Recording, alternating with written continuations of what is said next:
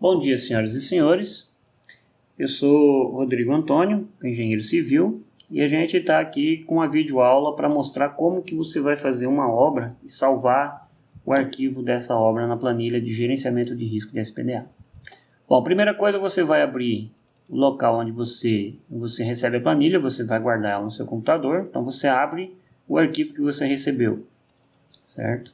Vai vir aqui o seu nome, seu título, seu CREA. Então você vem aqui na aba Arquivo, Salvar Como.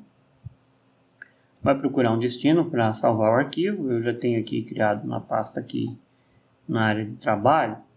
Eu já tenho aqui a Barracão 1, certo? Então você dá o nome, Barracão 1, e salva o seu arquivo. No caso aqui eu já tinha um existente, estou salvando por cima. Então pronto, essa planilha passa a se referenciar ao Barracão 1, certo? Como é que você vai fazer o lançamento de dados aqui? Então você começa dizendo qual que é a obra. Vamos escrever aqui Barracão 01, o endereço dele, se for interessante, certo? Aí a primeira coisa que você vai preencher na planilha é descobrir o NG da sua obra. Então você vai vir aqui, ó, vai clicar aqui. A planilha automaticamente abre o site do INPE. E no site do INPE você vai ver qual que é a região que você quer trabalhar no Brasil. Então, no caso aqui, eu estou no Mato Grosso. Vamos pegar alguma coisa aqui próximo de Rondonópolis. Próximo de Rondonópolis. Vamos pegar aqui. Vamos dizer que aqui. Então aqui, ó, você veja que eu tenho um alto índice de NG. Eu tenho 15.2, certo? 15.2. Então o que eu vou fazer? Vou voltar para minha planilha e vou substituir esse valor, 15.2, certo? A minha obra é um retângulo,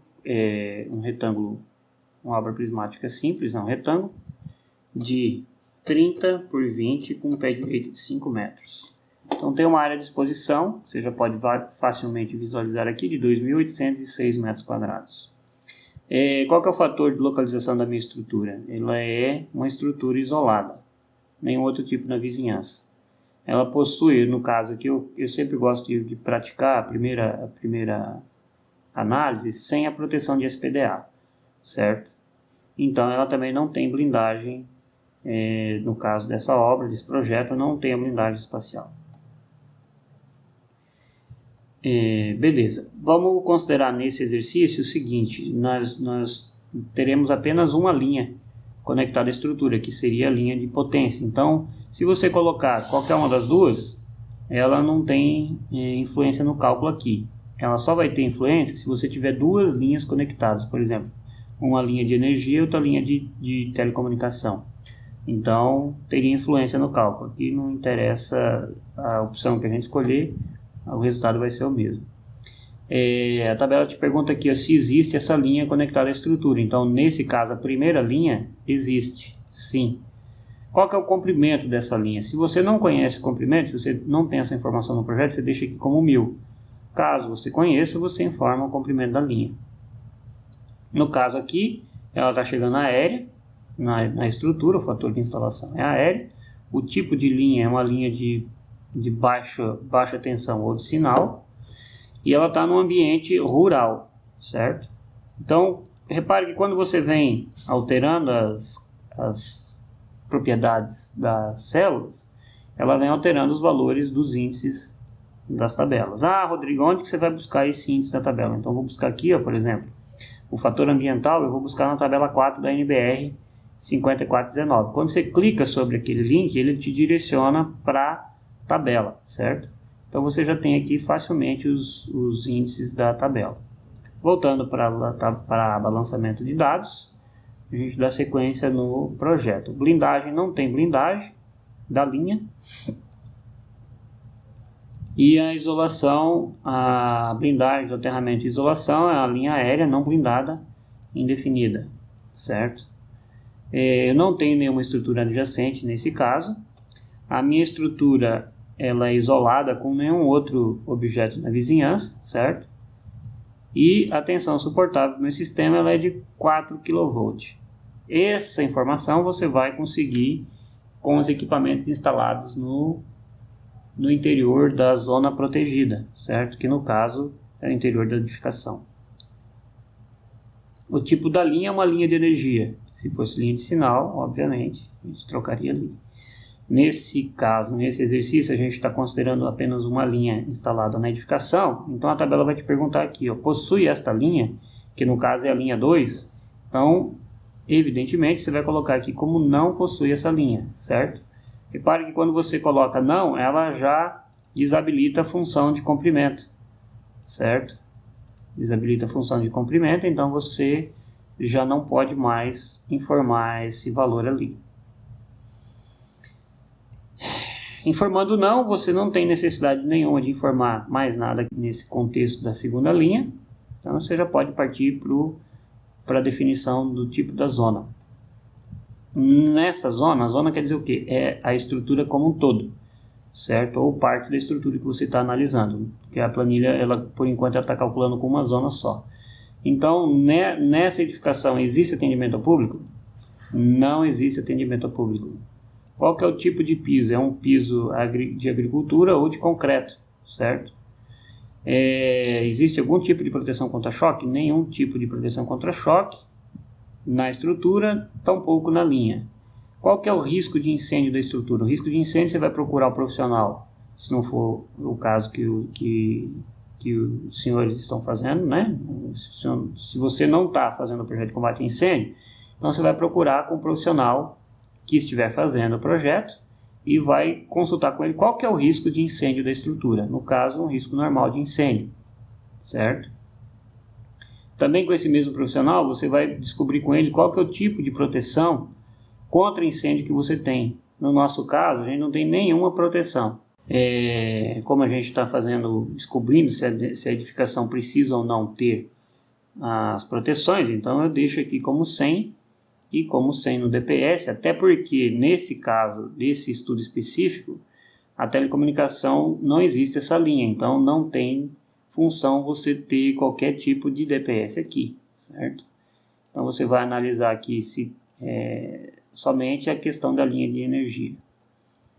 Mais abaixo você tem a aba de perda tipo L1, que é as perdas de vida humana. Então vamos preencher esse contexto aqui da seguinte forma: nos danos físicos a gente tem, por exemplo, como é uma edificação rural, e geralmente edificações rurais são consideradas como agroindústria para o combate a incêndio, então você poderia usar ou indústria, comércio ou outros, tá? Então você vai trocar uma ideia com o pessoal que estiver elaborando o projeto de combate a incêndio para descobrir qual que é o tipo de edificação que você está trabalhando, né? No caso aqui eu vou deixar como indústria, que figuraria, pelo menos aqui no estado do Mato Grosso, como agroindústria, perante ao Corpo de Bombeiro. E as falhas dos sistemas internos, por exemplo, se você tem risco de explosão, se é um hospital, outras partes do hospital, no caso a gente não tem risco de falha de sistema interno, porque é uma edificação rural, certo? Número de pessoas na zona, também você vai consultar, pelo menos aqui no Mato Grosso, você vai consultar o pessoal que estiver fazendo o projeto de combate a incêndio, você vai descobrir através do tipo de edificação, né? É uma edificação comercial, é uma edificação industrial, então ele tem lá um índice de pessoas por metro quadrado. Digamos que fosse, sei lá, uma pessoa para cada, por exemplo, indústria, uma pessoa para cada 10 metros quadrados de área. Então, vamos ver lá, você tem uma área de 20 por 30, você tem uma área de 600 metros quadrados, certo? Então você vai pegar aqui, vai descobrir qual que é o índice de ocupação da sua edificação, né? Por exemplo, se for 10 pessoas por metro quadrado, você vai pegar 600 e dividir por 10. Se for uma pessoa para cada 10 metros quadrados de área, você vai pegar os 600 metros e dividir por 10. Então você vai ter 60 pessoas nessa zona de perigo. E como a tabela só calcula uma zona de cada vez, obviamente que o número total de pessoas na estrutura é 60. ou 60. O tempo em que essa estrutura fica ocupada por dia, certo? Se você não tem certeza de quantas horas por dia a edificação trabalha, então deixa como o dia inteiro, 24 horas, certo? Então aqui você pode interpretar os resultados, certo? Dos parâmetros, os parâmetros resultantes do L1. L2, serviço ao público. Nesse caso específico, a gente não tem serviço ao público, então não tem função você preencher qualquer dado dessa planilha aqui, dessa aba aqui. O mesmo para patrimônio cultural e o mesmo para risco econômico, certo? Mais abaixo aqui você já vai ter os resultados das probabilidades de impacto na estrutura e nas proximidades e nas linhas, né, conectadas a ela. E mais abaixo você tem os resultados dos R's, né, de RA a RZ. Na aba de análise e proteção, então a gente vê as condições do projeto, que não tem risco de explosão, não tem atendimento ao público, nem patrimônio, nem animais e nem vai fazer avaliação econômica. Então basicamente, perceba que a planilha te ajuda muito nisso aqui. Ela já faz o filtro dos R's correspondentes à somatória que você precisa, certo? E também ela te dá um alerta visual de que o risco tolerável está maior do que o risco tolerável. E o risco tolerável no caso é 1 na menos 5 e a gente está com 7 na menos 4. Então a gente está muito acima do risco tolerável. Como é que a gente vai resolver isso aqui? A gente vai resolver da seguinte forma. Perceba aqui que a gente não tem SPDA instalado e a gente não tem nenhum tipo de DPS e nenhum tipo de proteção contra incêndio. Então, se a gente for alterando isso aqui, a gente já vai melhorando a condição do nosso projeto. Vamos testar? Vamos ver aqui, ó. Se eu colocar um SPDA nível 4, perceba que nosso risco diminui, mas ainda não é o suficiente. Poxa, Rodrigo, o que vamos fazer? Vamos conversar com o cara do combate a incêndio e vamos proteger a edificação com instalações fixas operadas manualmente de proteção contra incêndio. Vamos ver. Olha só, já diminuiu bastante, tá vendo? Diminuiu muito o risco de perda humana, mas ainda não é suficiente. Poxa, Rodrigo, o que mais eu posso fazer? Vamos fazer o seguinte, vamos colocar um DPS na linha de energia. Perceba que ele aumentou ainda mais, diminuiu ainda mais o risco, mas ainda não é suficiente. Está quase, mas ainda não é. O que vamos fazer? Vamos colocar um DPS coordenado aqui, ó, que eu te peguei, né? Então, como a gente havia informado no lançamento de dados que não tem linha de telecomunicação, independente do DPS que você colocar aqui, não vai haver resultado na variação de proteção, porque a gente não tem a linha de comunicação, certo? Nesse barracão. Então perceba que a planilha é bem inteligente nesse tipo de análise para você. Poxa, o que vamos fazer aqui? Vamos aumentar o nível de proteção da estrutura. Vamos colocar um SPDA nível 3. Então, ainda não é suficiente. O que vamos fazer mais? Vamos aumentar o nível do DPS. Pronto, aumentando o nível do DPS, a gente já resolveu o problema. Passou para 9,85 na menos 6, que é menor que 1 na menos 5, certo? Vamos ver aqui se a gente pode voltar o SPDA para nível 4. Não pode, tá vendo? Não podemos voltar. Então, a solução é a estrutura